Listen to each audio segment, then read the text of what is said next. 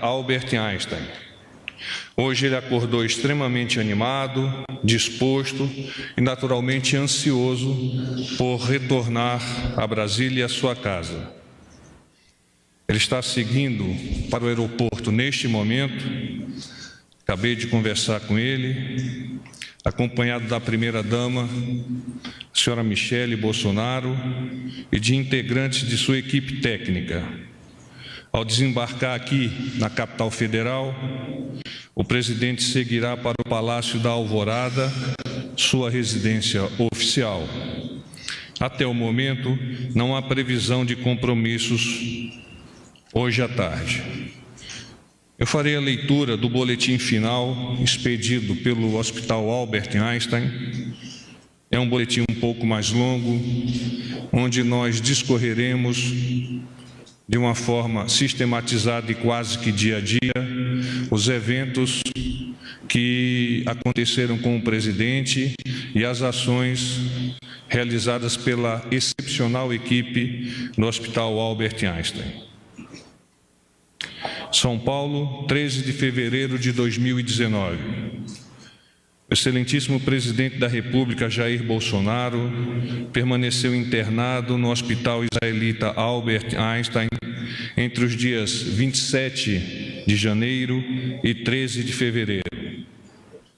A programação da cirurgia eletiva de reconstrução do trânsito intestinal iniciou no dia 27 de janeiro com a avaliação clínica pré-operatória, exames laboratoriais e de imagem, encontrando-se apto para o procedimento. Na manhã seguinte, o paciente foi submetido a uma cirurgia bem-sucedida de reconstrução do trânsito intestinal e extensa lise de aderências decorrentes das duas cirurgias anteriores. Foi realizada anastomose do íleo com o cólon transverso, que é a união do intestino delgado com o intestino grosso. O procedimento teve duração de 7 horas, ocorreu sem intercorrências e sem necessidade de transfusão de sangue. O resultado final do anátomo patológico evidenciou serosite crônica sem outras anormalidades. Devido ao episódio de náusea e vômito em 2 de fevereiro, o paciente passou a usar uma sonda nasogástrica. Apresentou na noite de 3 de fevereiro elevação de temperatura, 37,3, e alteração de alguns exames laboratoriais. Foi iniciada antibiótico terapia de amplo espectro empiricamente e realizados novos exames de imagem. Identificou-se uma coleção líquida ao lado do intestino, na região da antiga colostomia. Foi submetido à punção guiada por ultrassonografia e um dreno foi colocado no local. O paciente se manteve sem dor, afebril e em jejum oral. A coleção drenada era serohemática e não houve crescimento bacteriano, não configurando infecção. Nos dias seguintes, houve melhora do seu estado de saúde, com redução da coleção líquida no abdômen e aumento da movimentação intestinal. Isso possibilitou o início da ingestão de líquidos por via oral, em associação à nutrição parenteral. Em 6 de fevereiro, teve episódio isolado de febre, sem outros sintomas associados, sendo submetido à tomografia de tórax e abdômen, que evidenciou boa evolução no quadro intestinal e imagem compatível com pneumonia. Essa pneumonia não era associada à ventilação mecânica e possivelmente decorreu de microaspiração de conteúdo gástrico. Foi realizado um ajuste na antibiótico terapia e mantidos os demais tratamentos. Nos dias posteriores, a evolução clínica foi considerada boa, sem disfunções orgânicas e com melhora nos exames laboratoriais. O dreno colocado no seu abdômen foi retirado pela equipe de radiologia intervencionista em 8 de fevereiro, 4 dias após sua introdução. Devido à melhora do quadro intestinal e boa receptividade à dieta líquida, a sonda nasogástrica também foi retirada. O quadro pulmonar progrediu de forma positiva, assim como os exames laboratoriais. Com a evolução da movimentação intestinal e aceitação da dieta líquida, foi iniciada uma dieta cremosa.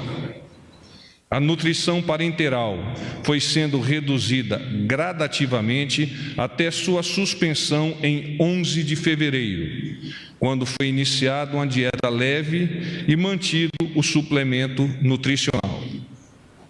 Durante o período de internação, realizou exercícios de fisioterapia respiratória e motora, com períodos de caminhada fora do quarto.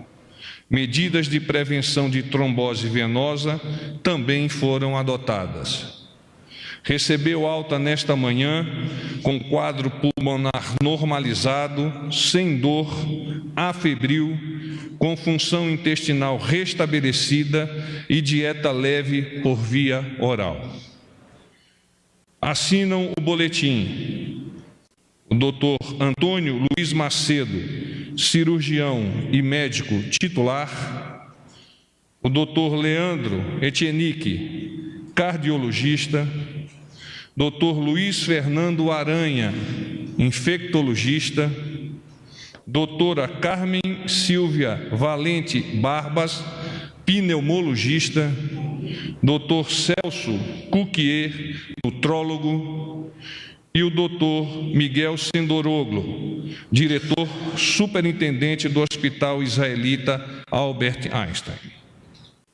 É mister aproveitar a oportunidade para dirimir quaisquer dúvidas de algumas notícias falsas que estiveram a vicejar ao longo da internação do nosso presidente. Questão relativa a infecções. A maioria das infecções hospitalares é associada a dispositivos ou procedimentos. A despeito das inúmeras culturas colhidas, em nenhum momento houve identificação de infecção dessa natureza.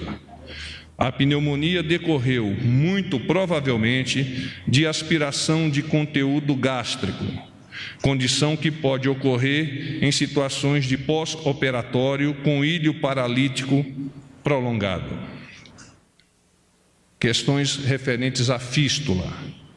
Devido à gravidade do trauma sofrido no dia 6 de setembro e a 3 cirurgias de grande porte para corrigir os problemas, havia algum risco de complicações cirúrgicas, como ocorrência de bridas ou fístulas. No pós-operatório, foi identificada uma coleção líquida que foi drenada com exteriorização de um líquido pouco sanguinolento, sem características de pus e com culturas que se seguiram negativas. Desta forma, tanto as culturas quanto as imagens descartaram a ocorrência de fístula ou outras complicações cirúrgicas. Questões relativas a câncer. Em nenhum momento houve suspeita pré-operatório ou durante a internação com relação a essa doença. Além disso, os jaçados intraoperatórios ou anatomopatológicos e os diversos exames de imagem feitos ao longo da internação reiteraram a ausência desta doença. Eu me coloco à disposição para eventuais perguntas, não obstante o boletim esteja extremamente completo. Bom dia, porta-voz Carla Araújo, do Valor Econômico. Como vai, Carla? Tudo bem. A ansiedade em relação à reforma da Previdência. O ministro Paulo Guedes e a expectativa que tem trabalhado é que ela vá ao Congresso entre o dia 19 e 20. Esse é um compromisso que o presidente pretende fazer chegando. Mesmo ele ainda não tendo compromisso, ele vai se debruçar para ver a proposta, para manter o envio no Congresso no dia 19? Ele não me comentou isso, ele ainda passará por um período de descanso, mas ao longo desse período ele terá a capacidade de autoavaliar-se e, a partir desta autoavaliação, perceber se é possível debruçar-se de pronto sobre esta questão. Naturalmente, ele está muito preocupado e entende que o timing precisa ser considerado nessas avaliações. Porta-voz Gustavo Uribe, da Folha de São Paulo. Vai, o senhor tem o horário certinho de que quando ele pousa em Brasília, e eu gostaria de saber se tem uma previsão de quando ele terá uma agenda pública. Se é nessa semana ou deve ficar para a semana que vem e ele deve ficar em repouso essa semana? O presidente está a decolar de São Paulo nos próximos minutos. Eu não tenho o horário exato, então se você contabilizar a partir da decolagem algo em torno de 1h30, ele estará tocando solo aqui em Brasília, talvez 2h30, 2 e pouco. A agenda pública ainda não foi divulgada, de forma que eu não poderia antecipá-la, o que é natural. Sim, os médicos prescreveram que ele se mantenha em descanso e ele faça essa autoavaliação quanto a receber os seus ministros ou não. Porta-voz, boa tarde. Rodolfo Costa, do Correio Brasiliense. Como vai? Tudo bom. Porta-voz, por gentileza, eu queria saber se o presidente terá acompanhamento médico no Palácio do Alvorada e se a previsão de quando ele vem ao Palácio do Planalto, semana que vem, enfim. O presidente ele tem uma equipe médica que o acompanha, independente do fato dele estar saindo de uma cirurgia como esta que nós estamos a comentar. Então, sim, ele terá acompanhamento médico durante todo o período. Para facilitar, então, é sempre importante. Eu não tenho esse dado ainda, não tenho esse dado. Tudo bem, porta-voz? Boa tarde, Luciana Amaral, do UOL. Nesses últimos dias têm surgido indícios e, inclusive, investigação, a PF está em cima disso, de candidatos laranja no PSL, com possível envolvimento do ministro da Secretaria-Geral da Presidência, Gustavo Bebiano. Gostaria de saber se o presidente Bolsonaro está empenhado em saber o que ocorreu e se ele já conversou com o Bebiano e com o Luciano Bivar sobre essas suspeitas. Eu não tenho essa informação, o presidente não me comentou. Eu poderei conversar com ele e, se ele achar adequado, adiantar-lhes o que ele pensa.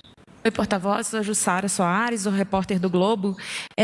A minha dúvida é o seguinte: hoje teria uma viagem programada para alguns ministros para o Pará.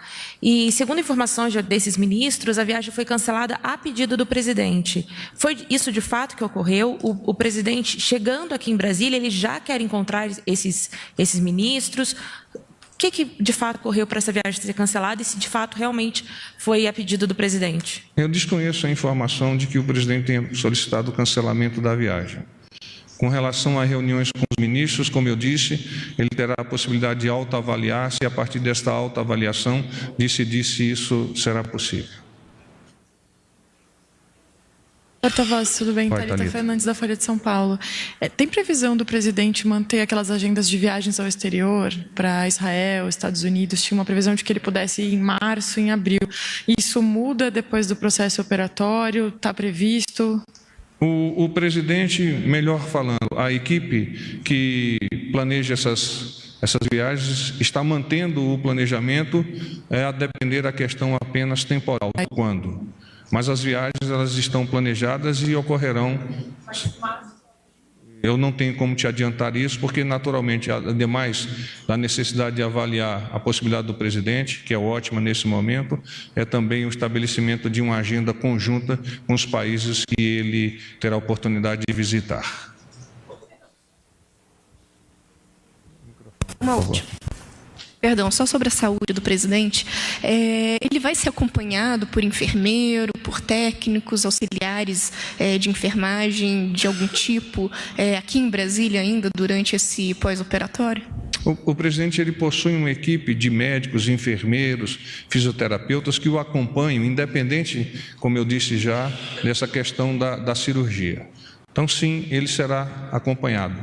Mesmo que não tivesse sido feita uma cirurgia, ele já teria naturalmente este acompanhamento. É parte do processo da segurança de uma autoridade chefe do Poder Executivo.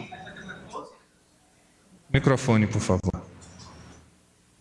Vai ter um reforço desse acompanhamento médico? Normal. É o padrão. Normal. Ele tem um médico que é o médico-chefe da equipe, que é o Dr. Camarinha, possui enfermeiros que o acompanharam, inclusive, lá em São Paulo, e aqui, por consequência, também o farão. Essa é mais uma pergunta.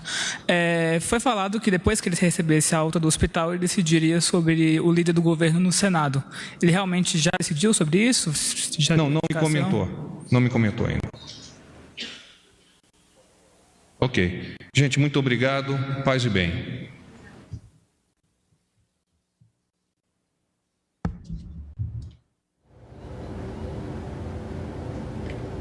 Nós acompanhamos ao vivo o pronunciamento do porta-voz da Presidência da República, Otávio Rego Barros. Ele anunciou a alta do presidente Jair Bolsonaro do Hospital Albert Einstein, onde ele estava internado desde o dia 27 de janeiro para a retirada da bolsa de colostomia e reconstrução do trânsito intestinal. E vamos agora ao vivo a São Paulo. O repórter Ricardo Barros